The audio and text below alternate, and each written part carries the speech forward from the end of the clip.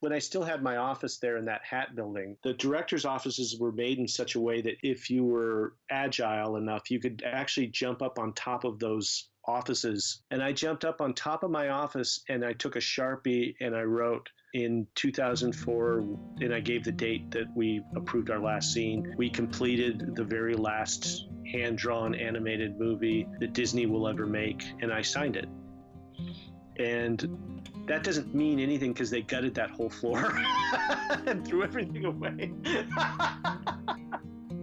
Before its release, Snow White and the Seven Dwarfs had been nicknamed Disney's Folly, expected in many circles to fail and take casualties. Instead, the film launched the company into the stratosphere in the world's zeitgeist.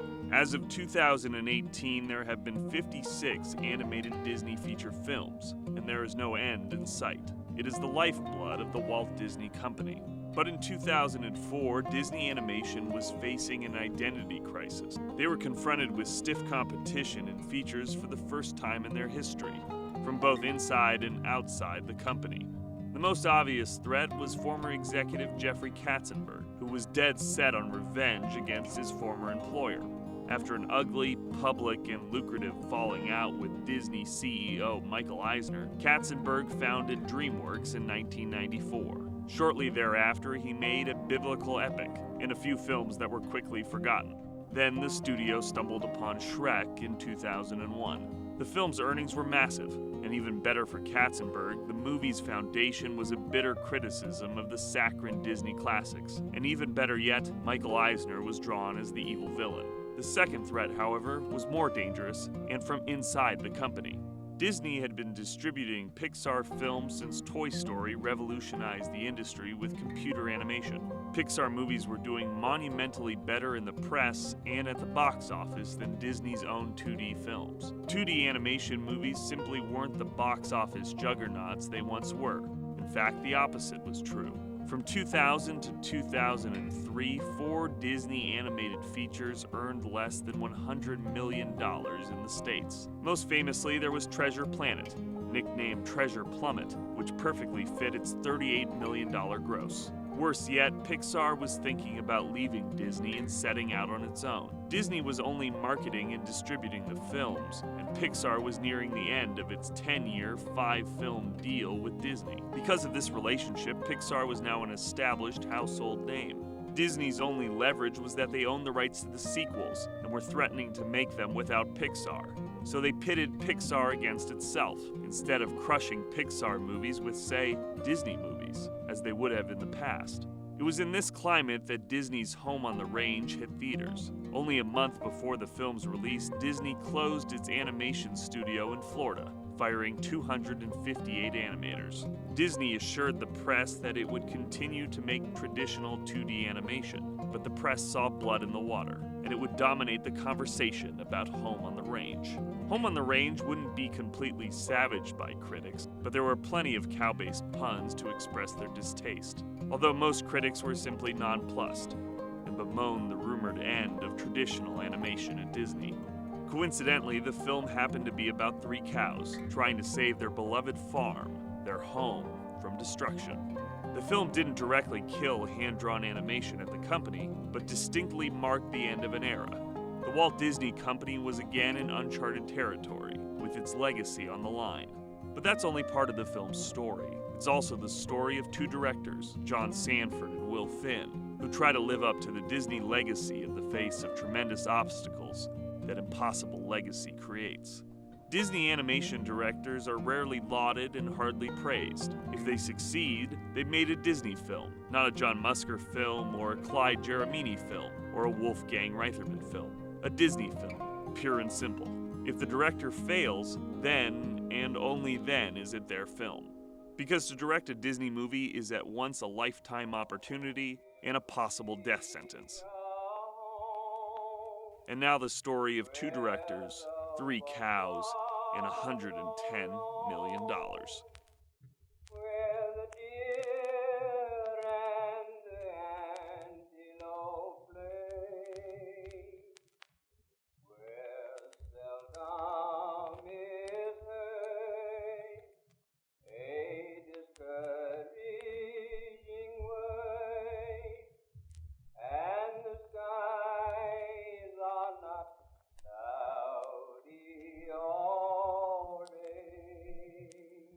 whatever you want to know, it's up for grabs. I'll name names. I'll say uncomfortable things. So shoot.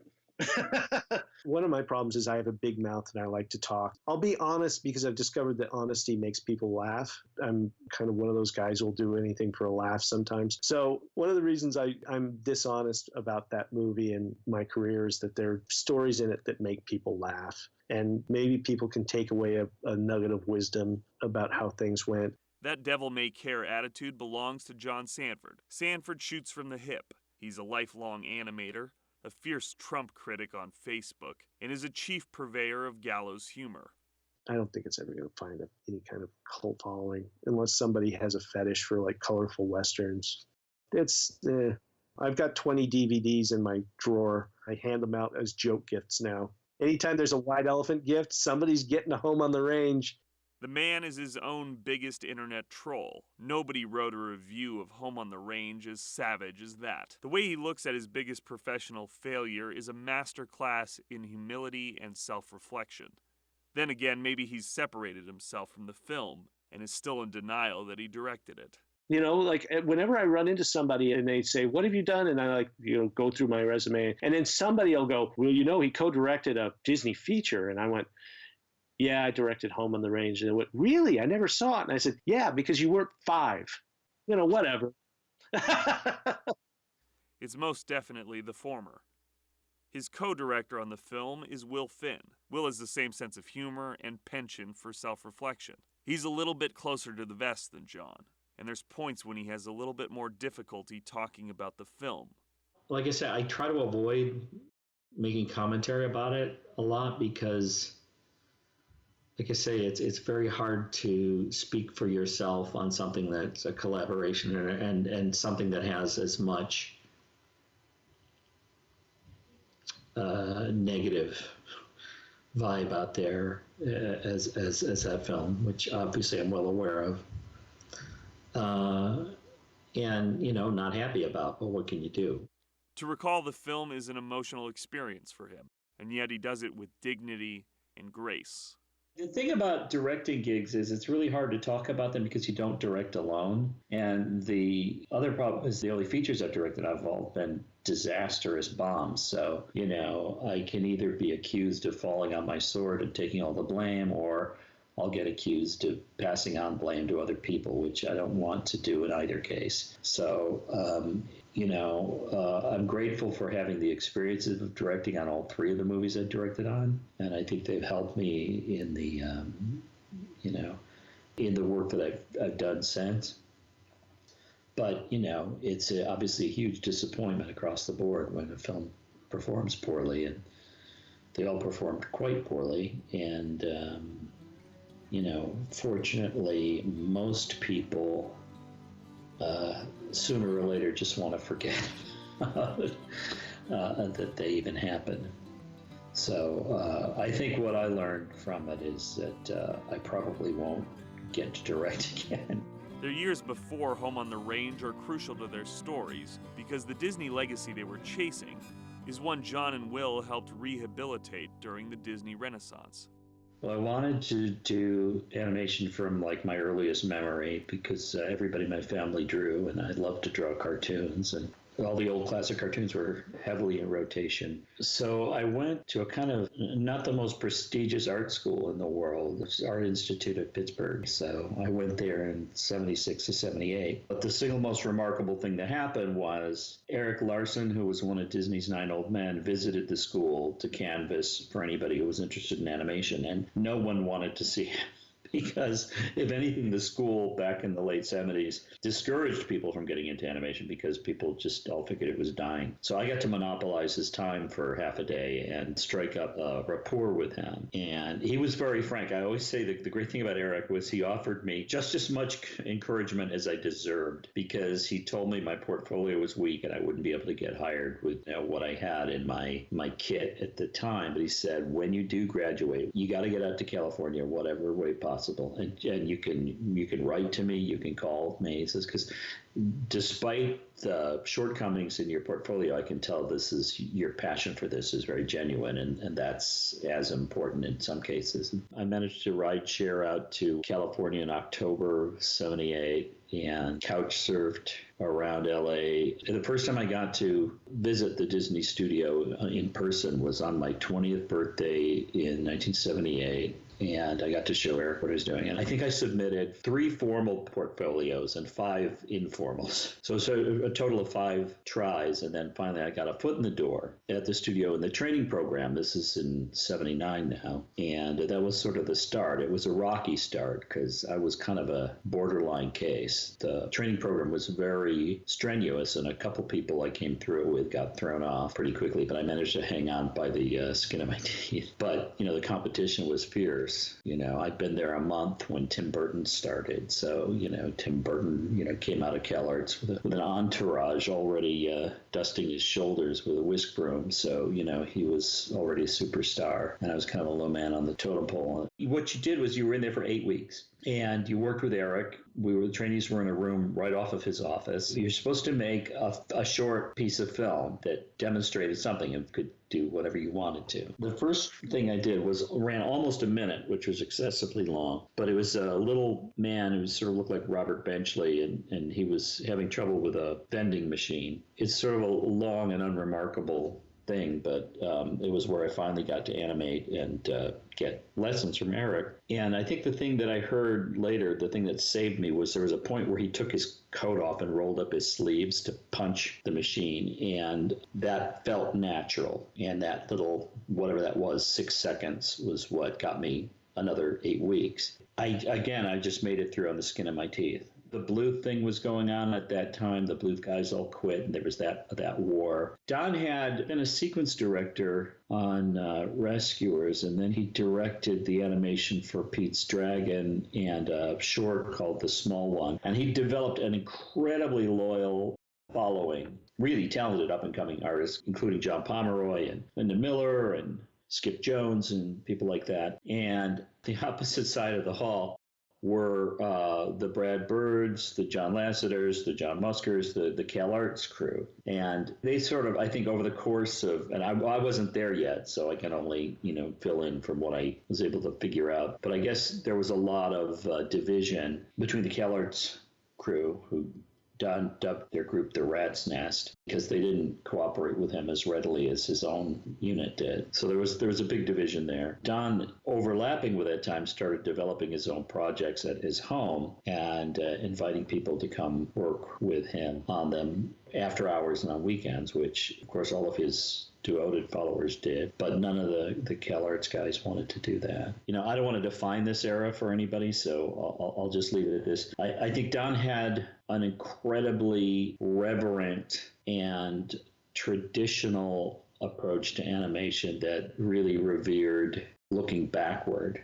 And a lot of the guys that were the hires in what he called the Rat's Nest were people that wanted to push and do newer things. And, Don's thing was always embracing classical Disney as Disney. There really was no other point of reference for him. And the other group wanted to bring in, other influences and other ideas, even referencing something as seemingly innocuous as Chuck Jones or Looney Tunes to Don was heresy, because to Don Bluth, Disney was everything. Walt was everything. I think I sort of wound up on the wrong side of that. I'd gotten kind of stridently pro-Bluth in the middle of this war, and it was not the way to be if you wanted to stay at Disney. And I think that was probably finally what sank me. They figured, if you're so pro-Bluth, why don't you go work with him? And when they all quit, I was still too green and untried to be part of the exodus of that. So, I kept feeling like the turtle in Snow White. I kept feeling like I'd made it to the top of the stairs just as all the animals were coming running down. And I always felt like I was like a step behind everybody.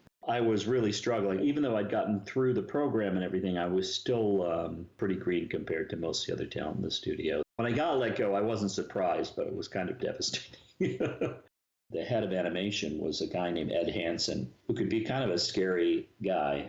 He was affable enough, but he was a hard nose. He was, people toed the line when they'd walk down the hall. And when he let me go, I asked him if, it was possible ever to get hired back. And he said, well, from time to time that happens, but I don't think that's going to be the case. So, wow. So I got let go in November of 79 and managed to talk my way onto the Bluth crew. And I was at that studio for the next 5 years. I got to do some animation, nothing really spectacular. And then I also got into the story department, writing some of the sequences for Secret of Nim and then some other things. Then I left and I freelanced around for a couple of years. When I got hired back, Ed Hansen was still the supervisor at Disney, and he was the one who called me and offered me the job back because I'd submit a portfolio that passed. It just proves, time heals all wounds, I guess. I consider myself just lucky to be there. I was doing really nothing sensational on Oliver. I managed to pull off actually the best scene I did was of the poodle, but it got cut out of the movie. Katzenberg took the original directors off Beauty and the Beast and put Kirk Wise and Gary Trousdale on, and they liked me, and they saw me as Cogsworth and doing that character, which completely baffled me when they asked me to do it. I just didn't think Beauty and the Beast was a good idea.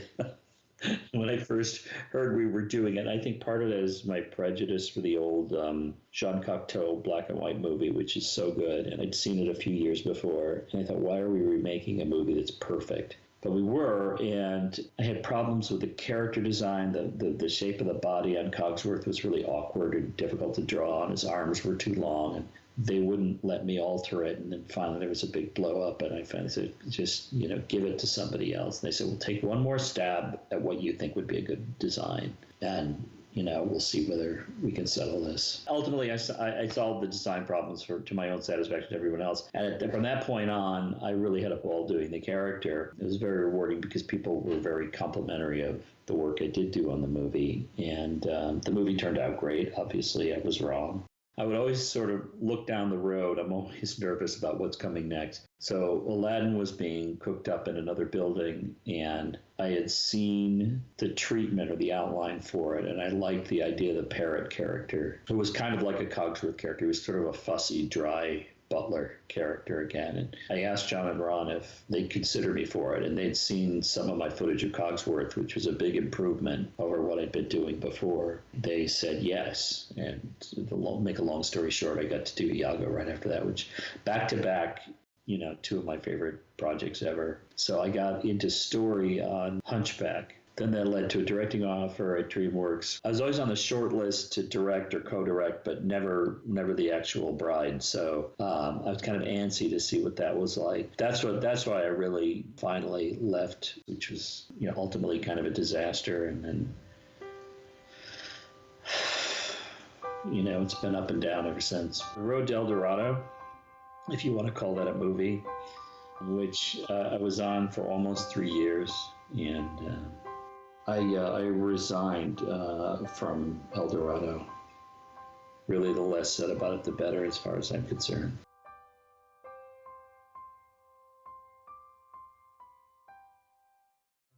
I got started in the film business like many of us do. I went to Cal Arts because I wanted to work in animation. It's the same old story. I grew up watching Warner Brothers cartoons. I loved those. Those were inspiring. I loved Bullwinkle and Rocky. I liked the Disney stuff. Ironically, not as much, but there are two big seminal things for me. Roger Rabbit and the New Adventures of Mighty Mouse, which Ralph Bakshi, John Kricfalusi were a big part of. Those were super inspirational for me. Then I was going to, at the time, an art school in downtown Denver, and there was a lot of animation festivals that were playing at a theater that was like right around the corner called the Ogden Theater. There were all sorts of cool movies. There were crazy, quirky things, and a lot of the films were from students that went to Cal Arts, people like Andrew Stanton, who went on to direct Finding Nemo, among other things. And so I thought, that's the place to go. Oh, also I saw an interview with Glenn Keane. He said he went to CalArts, so I applied and studied animation. I was in the same class as Craig McCracken, Gendy Tartakovsky. When you go into CalArts, every person that goes to CalArts was probably the best artist in their school. And then you discover that there's loads of people out there who are like super talented, and you have to raise your game on a daily basis. While at CalArts, I managed to make a couple of films, one of which got into the producers show, which is the big show that they put on their CalArts for all the animation studios, and they come and they recruit. Kirk Wise and Gary Trousdale, they directed Beauty and the Beast, liked my film, asked me to submit a portfolio to Disney. They hired me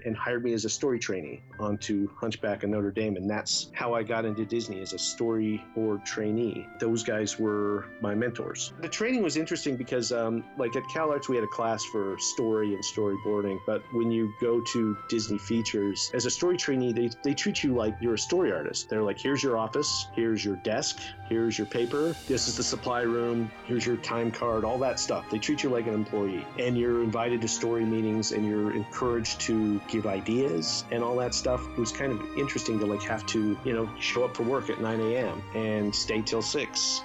Like Kirk and Gary gave me a scene. They were still developing Hunchback, and they're still going through script revisions, but they gave me a section of the script, and they said, board this, we want to see a rough pass in 2 weeks. That was the way I was trained. They would give me assignments like I was a real storyboard artist. They would critique me like I was a real storyboard artist. That's kind of how it was. And then we would have reviews where all the directors would get together, and we'd have to pitch to them. We'd leave the room, and then they'd talk about us and review us and say, he doesn't draw very well. But we managed to get through that training program, and were promoted to real story artists in, I think, 6 months. And then we were thrown right onto production. Went right onto Hunchback and Notre Dame. That was the first movie I ever boarded on. It was interesting. I enjoyed it because Kirk and Gary are good directors. They're very supportive. They also let you, as a story artist, play. There are a lot of directors who, when you sit down with a sequence, they say, okay, let me tell you what I want. And they'll literally dictate the sequence to you shot by shot. Whereas Kirk and Gary will say, these are the emotional beats that we want to hit. Here's the dialogue.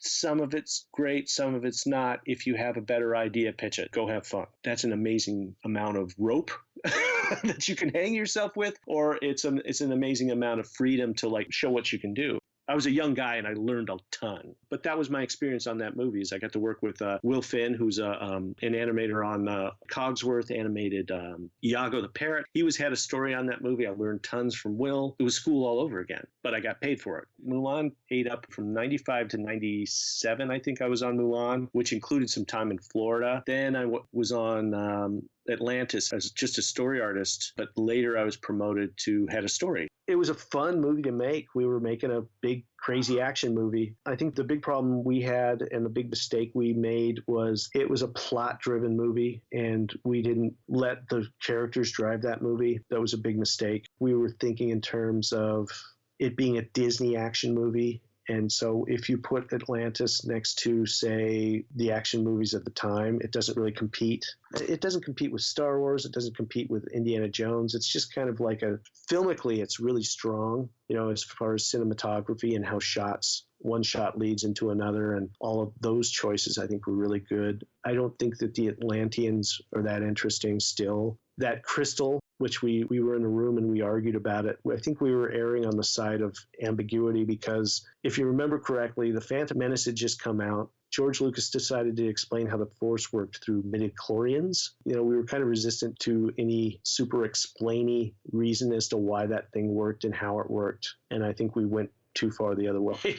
So it's not really clear what's going on with that thing. And after Atlantis, Don Hahn called me into his office and said, so what do you want to do next? And I said, well, I'd love to work with Kirk and Gary again, but I'm also keen to try directing something. I have a story idea. And so Don encouraged me to write it up and pitch it. So I pitched an idea for a superhero movie back in, I think this is 98, 99. I pitched it to then president of feature animation, Tom Schumacher. And Tom is interesting because I worked with a development exec named Leo Chu, who's an awesome guy, great exec, which you don't hear very often and you almost never hear from me. He warned me, he said, okay, Tom hates superheroes. And I said, why does Tom hate superheroes? And he said, he doesn't think they're emotional. He thinks it's too serious, and he doesn't think that they would work in animation because we've already seen them in live action. And I said, let me go away and write something that'll change his mind. Having worked with Chris on Lilo and Stitch, Chris developed Lilo and Stitch was really interesting because I'd never seen an animated movie developed this way before. He started with the two central characters and just kind of developed outward from there. All the plot, all the story came from the needs of those two characters and where he wanted to go with them. Everything was character,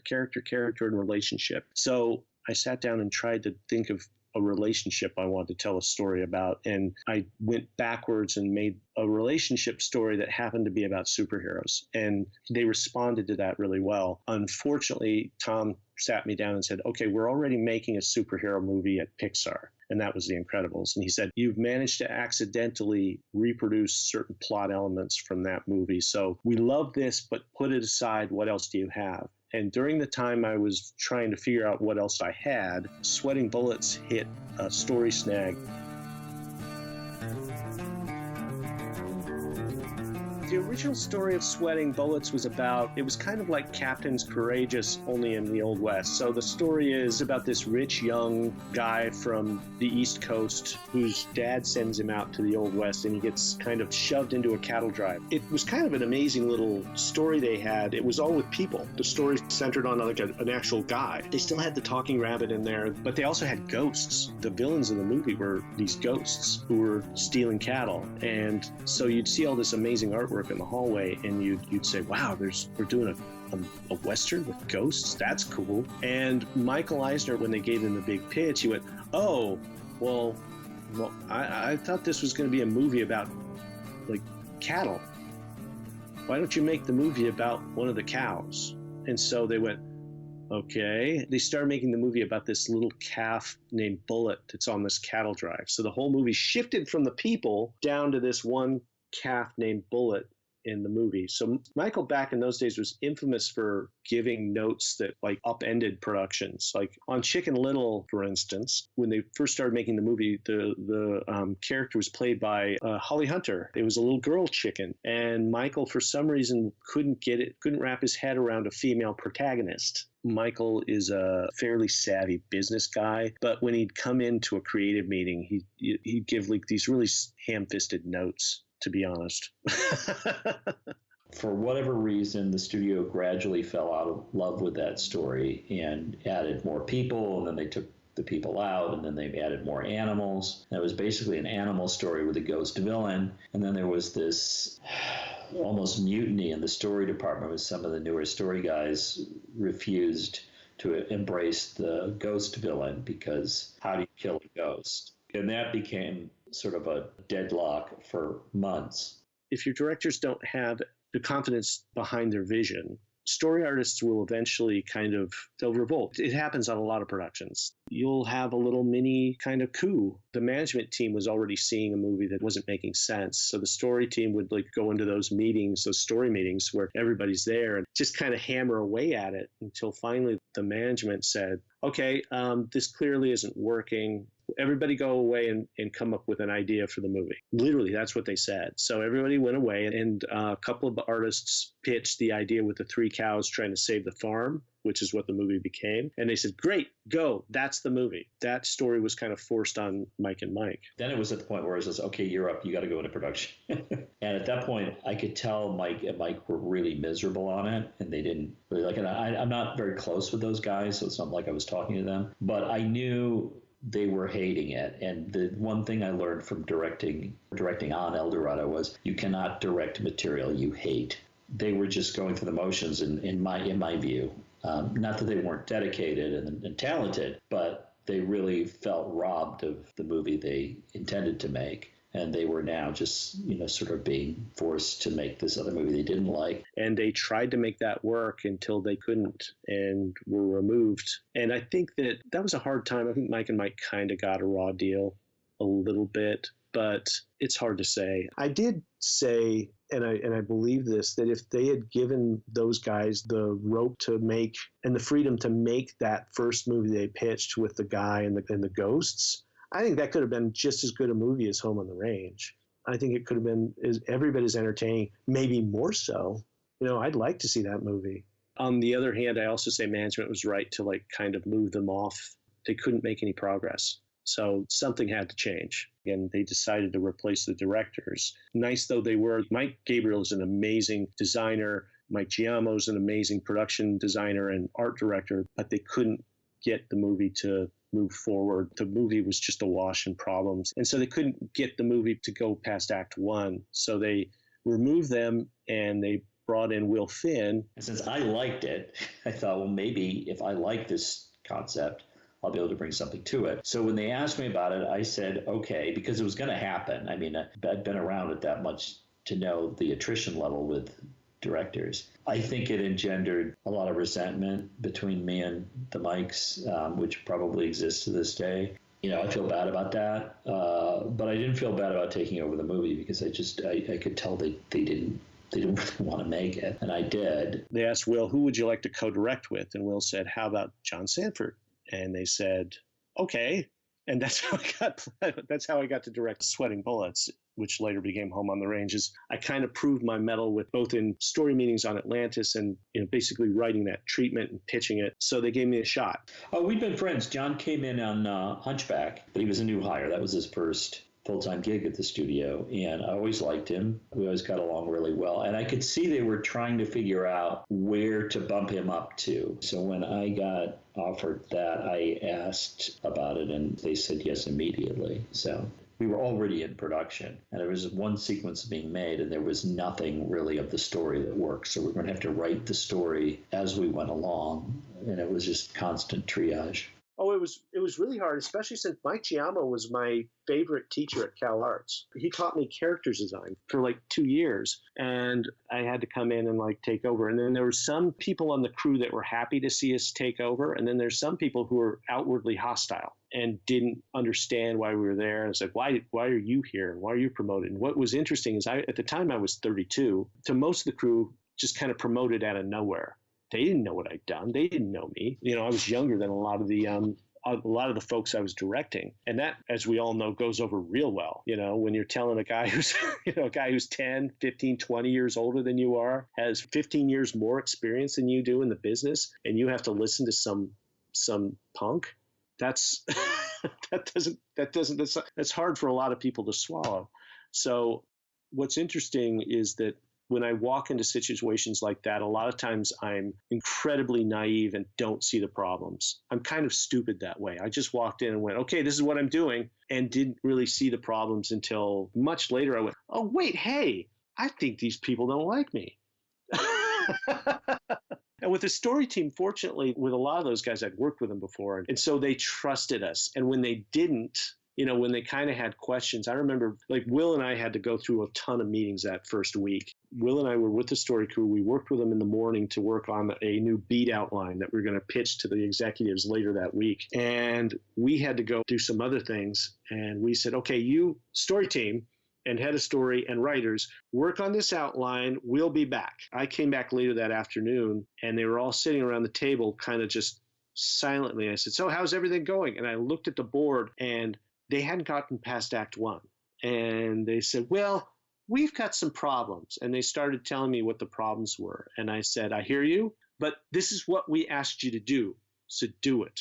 And I was basically too dumb to know that I was throwing my weight around, I guess. So, but that's what they needed. They needed somebody to tell them, I hear your issues. Let's just do what we agreed to this morning and just start moving forward. And once you have everything up, then we'll start to try and tear it apart. But what was interesting is this particular group of people would tear something apart before they could even get something done. If you ask any novelist, any writer, any musician, the hardest thing is just to get an idea on the page and get a complete thought on the page. So what you have to do is just get it down. Once it's down, once you've got everything up there, then you can tear it apart and edit and tweak and stuff. But if you're going to just say no to every idea that comes out of somebody's mouth, you're never going to get something done. And I think that was the problem with this particular group of people, is they just were really good at talking themselves out of ideas. Oh, we fired somebody, which is not something I relish doing. And it wasn't like they were fired without warning. It was like there was a lot of sit down and let's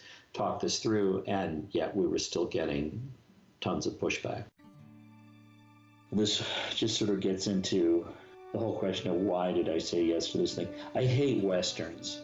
I really think they're stupid, and it's just not. I'm not exactly a city boy, but I'm definitely someone bound for the great indoors. I'm not an outdoorsman or any of that, and the whole Western thing just never really. I kind of like the Italian spaghetti Westerns because they're just so off the wall. But we didn't play cowboys growing up. That was all very corny to me. So I was intrigued because I thought, well, we can make an inside-out Western. It'll be an anti-Western. Cows are the heroes and the cowboys are the bad guys. I thought that was really funny. But in order to do that, you have to understand what a Western is. And it took me over a year to figure out what a Western is. I'm frantically, on my own time, reading about them and watching them. And basically a Western is the lone individual against the group and the wilderness. And when I got that, finally, it's like, okay, well then everything in this movie will be about the opposite of that. This will be about a group against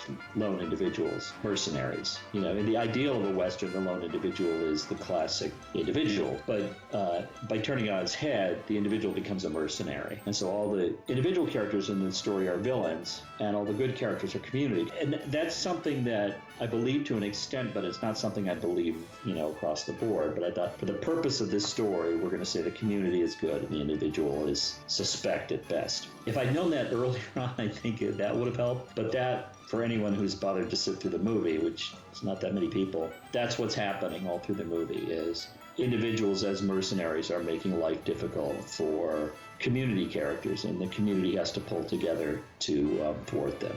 And that sort of helped make sense for the cow story. It also made sense of the horse's story because the horse wanted to be, with the cowboy and be the lone gun and all that, but then he realized that guy was a fake and he had to come in and help the group and become part of the group. And when that sort of came out, someone in development wanted to make the horse have a speech about that. And I was just like, no, the whole point of the story is to make the point. If we have to stop and say it, then we're doing a bad job, which maybe we did anyway. So it was such a risky idea, even though nothing panned out, to make an anti-Western where everything about a Western was going to be called into question. So the cows, which are usually just passive background characters, are going to be the heroes. And they're also female. Westerns, of course, are dominantly masculine. And we're going to make 3 females the heroes against a wilderness full of hostile masculine characters. I liked all those things. And on a purely just silly level, the idea that cows would be the heroes of their own Western was funny to me because I like things that are silly. I'm a Gilbert and Sullivan fan, and they always do the topsy-turvy world where the things are turned on their heads, and that's immediately how I reacted to the story about the cows, was that we were turning a Western on its head.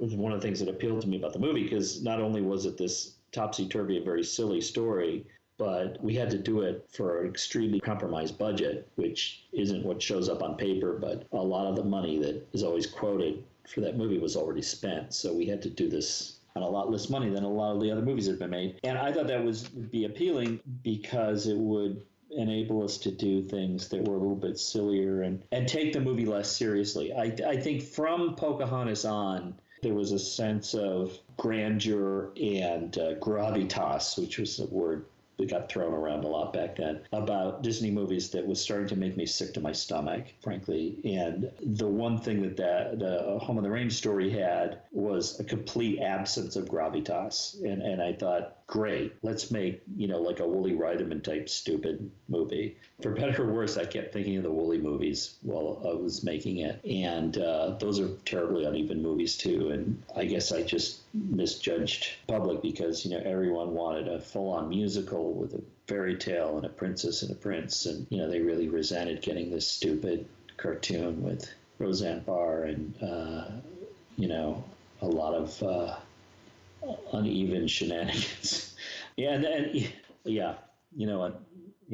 that's as much as I'll say about that. There's a strange way that Disney makes movies. They kind of buy off on a plot. And then in the old days, they used to approve it sequence by sequence into production. They would find what they call tent poles, and it was usually song sequences. If you're at all familiar with the movie Home on the Range, there's a song sequence called Little Patch of Heaven, where all the animals sing and dance and sing about how wonderful that dopey farm is that they live on. They had recorded that song with Katie Lang. They'd approved character designs. They'd approved backgrounds. And so they were fast animating and laying out and all that stuff for that sequence. So when I got onto the movie, I was told, okay, you can't touch this because this is already in. Everything else is fair game, but we're making this. This is going to help you set the style of the characters. It'll help set the style of the movie. And it's a song and we've got it. And so leave it alone. So we basically jumped onto a moving train. At the time, they were telling us that the casting was set in stone too, but we later learned that that wasn't true. One of the original cows was Grace the cow, which is the skinny yellow one, was voiced by Sarah Jessica Parker. We discovered that that wasn't working. It wasn't a clear characterization. And when we rewrote the character and made her a certain way, Will tried to record her, and she was like, I don't understand this. This doesn't make sense. And we hired Jennifer Tilly. And Jennifer Tilly came in and was like, oh, I get it. I know who this is. Gotcha. Boom. And from the jump, Jennifer Tilly was great. Understood it. She's sharp. She always plays those kind of ditzy characters, but Jennifer Tilly is no dummy. Like, has a really smart way of approaching a dumb character, if that makes sense. And then the main character, Maggie the cow, was originally an actress named Jeanette Dubois, who some folks will remember from Good Times, that TV show from the 70s. She was good, but we just needed something different. So when we started rethinking the character Maggie, we're thinking, well, what if she's from another farm and she's bringing an alien point of view and she doesn't quite fit in? And I looked at the farm animals and how they were, and I said, you know what would really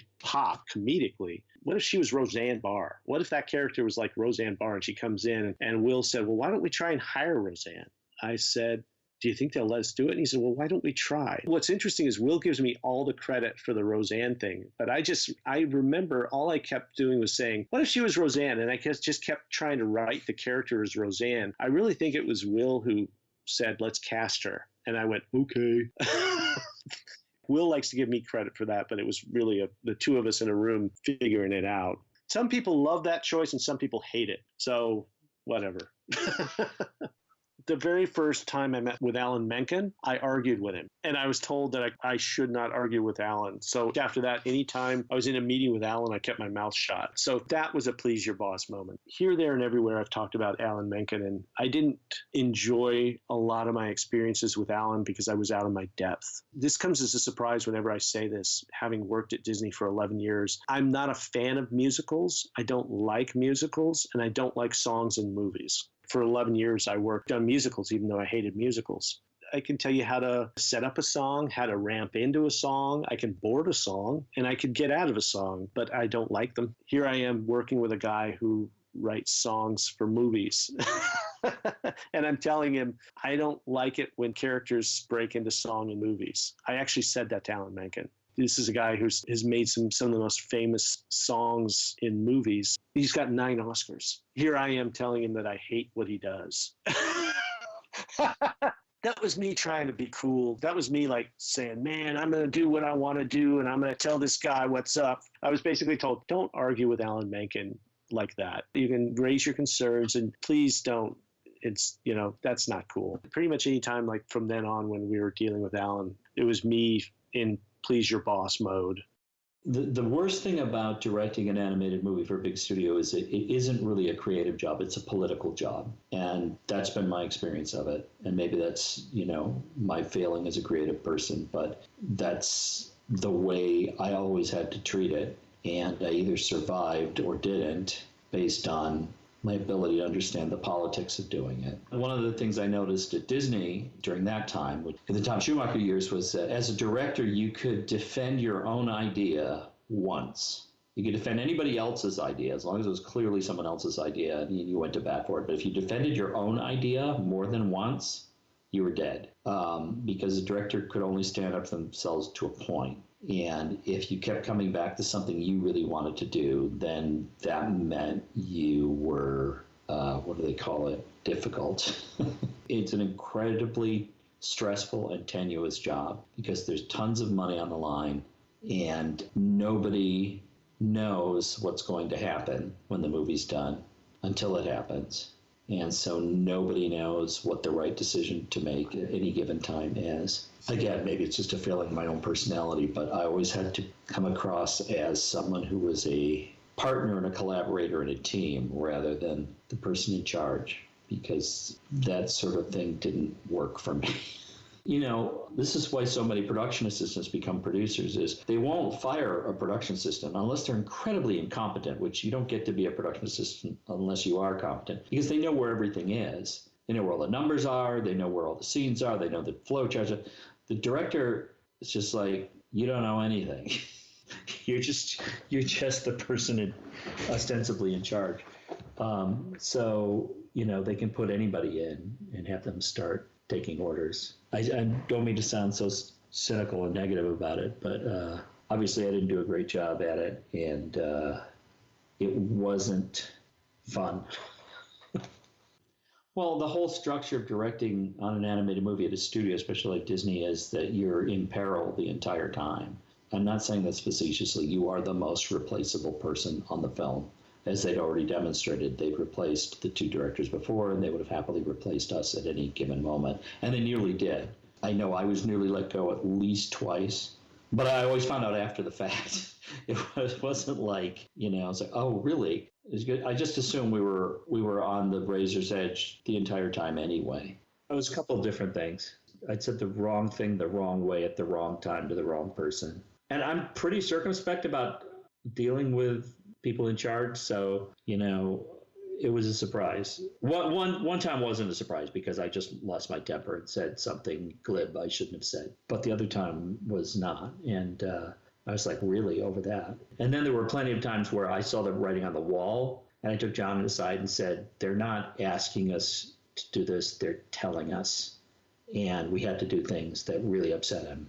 And, you know, but I think I was basically just trying to get us through to the end, which is sort of the, you know, the endurance chest is you get to put your name on the movie at the end. That's your consolation prize, I guess.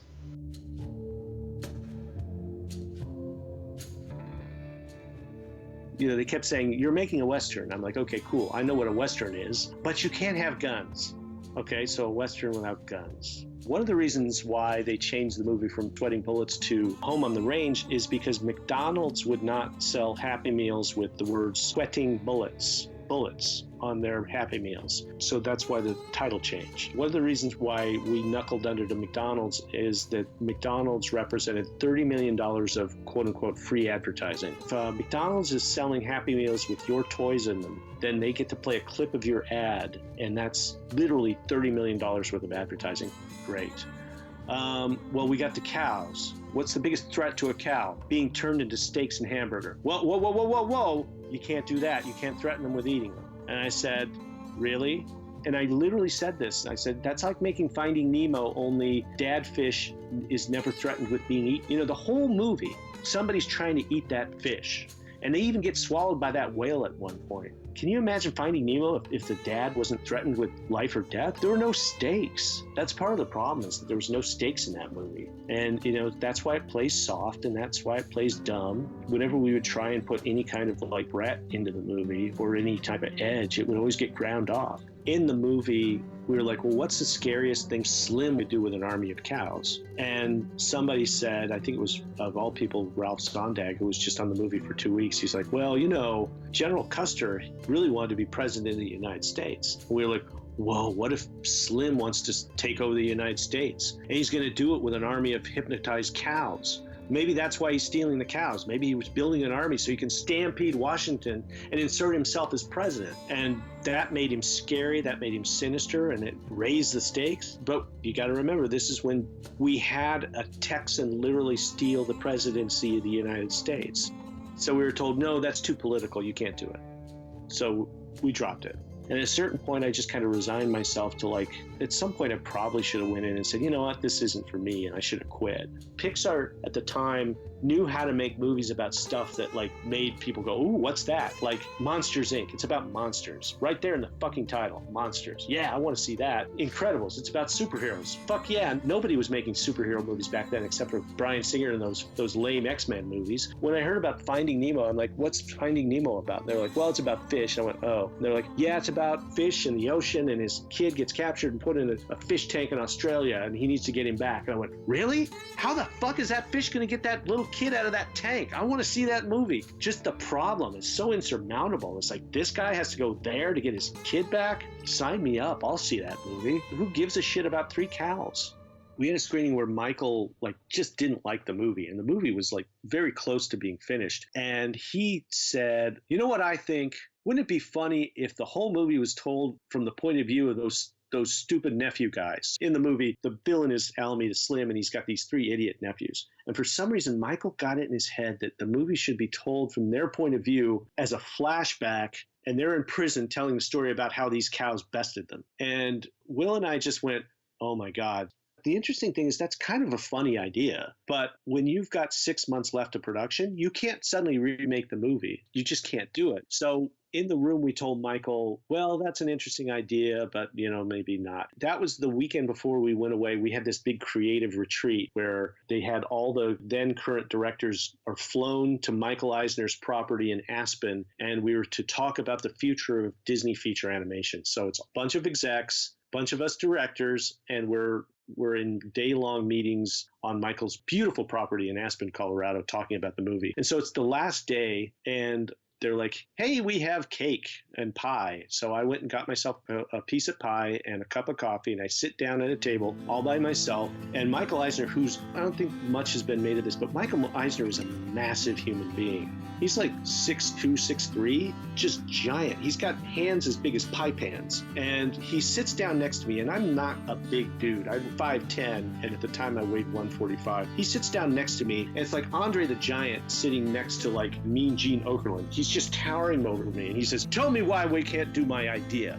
And I had to carefully explain to Michael why we couldn't do his idea. All by myself. I looked to like, where's Will? Where's Tom Schumacher? They're like way across the way getting pie. And I had to like, little old me has to look Michael Eisner in the eye and tell the guy who can fire me with a stroke of a pen or just pick me up by my collar and my belt loop and throw me into the Aspens. I have to tell him why we can't do his idea. And so I very calmly explained to him, well, Michael, we've been doing this and we spent this much of the budget. And I tried to talk in his terms. He went, oh, okay, yeah, you're probably right. And he just left it be. I remember at the time when we did all the press for Home on the Range. This is years later, so I don't care. I'll say whatever I want. All the press kept asking us, is this the end of 2D? Is this the end of 2D? And of course we knew, yes, it's the end of 2D. All the animators were being retrained. This cleanup crew was being laid off. Home on the Range was going to be the last movie animated on paper. It was the last movie using that pipeline, using that system. It was very clear that we were going to make CGI movies from then on. I think it was 2 weeks in that Will intimated to me that he had a conversation with Tom Schumacher, and they had decided that 2D was done at the studio and that they were going to move to CG, and that was just the way it was going to be. If the movie had made like $300-400 million, I don't think they would have gone back on that. I think they were ready to just move on to the next chapter. That sort of leaked out gradually. And I think that's another thing, of course, in my view, that hurt the film tremendously because that became the story when the movie was released. This is the last 2D movie. And that was terribly embarrassing because nobody, including myself, wanted to see a tradition that started with Snow White, and Pinocchio and Fantasia, end with this little farce about cows.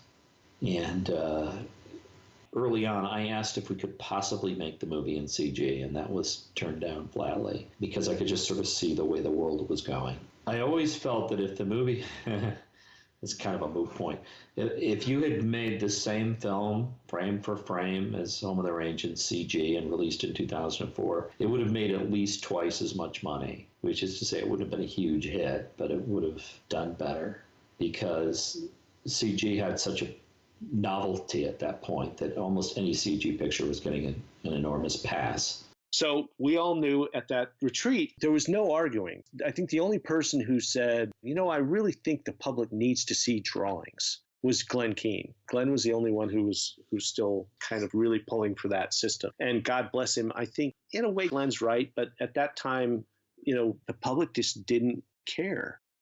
Iron Giant came out and it was poorly promoted, but it was a great movie that at the time nobody went and saw. Lilo and Stitch came out. Lilo and Stitch is arguably one of Disney's greatest movies, and it did moderately well at the box office. It was Chris Montan, who was the head of music, said to Roy Disney, if Lilo and Stitch were a CG movie, it would have made $300 million. And Roy said, well, don't say that too loud. These guys aren't ready to hear that yet.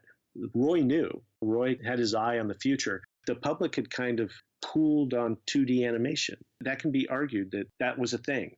People were just kind of, what else is out there? And then when you would put out a movie like Bug's Life, which is not a great movie, but it made tons of money, people got excited about it because there's an immersive quality to CG. It was understood at that retreat that was going to be our future. The most contentious points at that retreat was what kind of movies going forward, what kind of stories.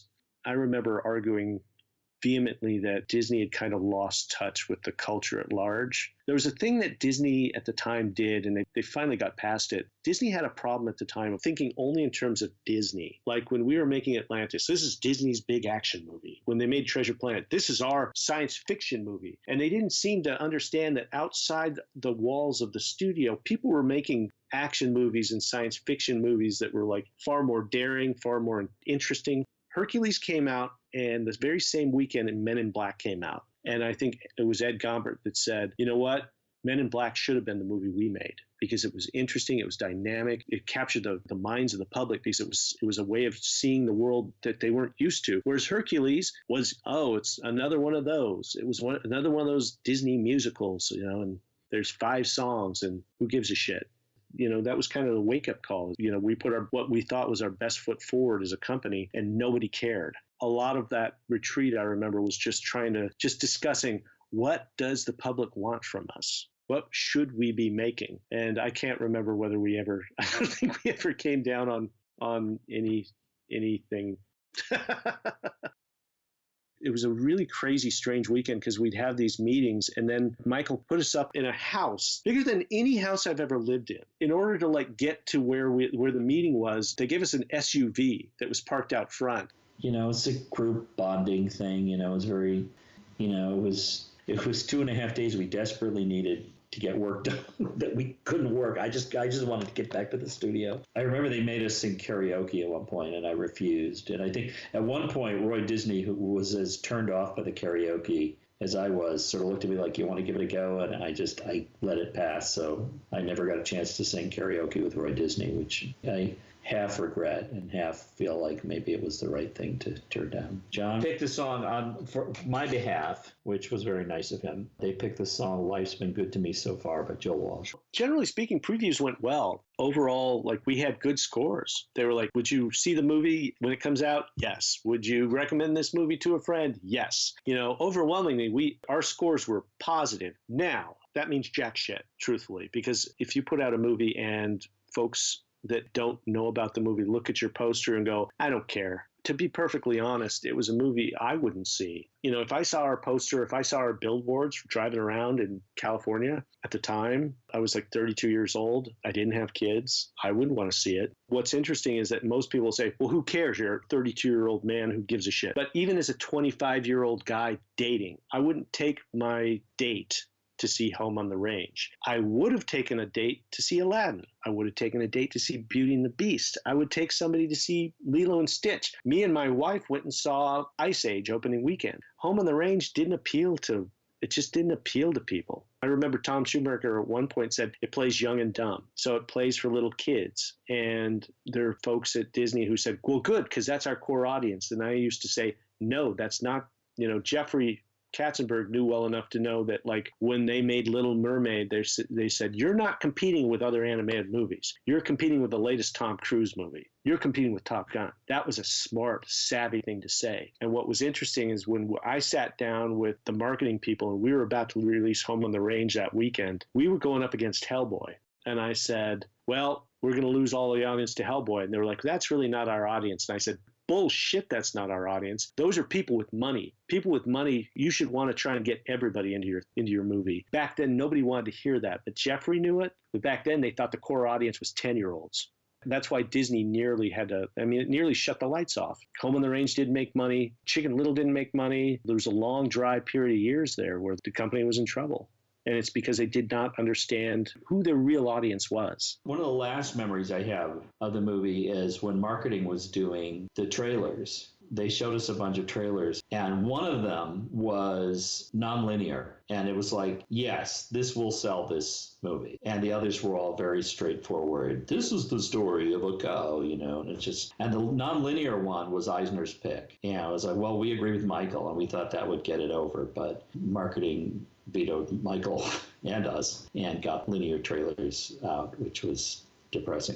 When I still had my office there in that hat building, the director's offices were made in such a way that if you were agile enough, you could actually jump up on top of those offices. And I jumped up on top of my office and I took a Sharpie and I wrote in 2004, and I gave the date that we approved our last scene. We completed the very last hand-drawn animated movie that Disney will ever make, and I signed it.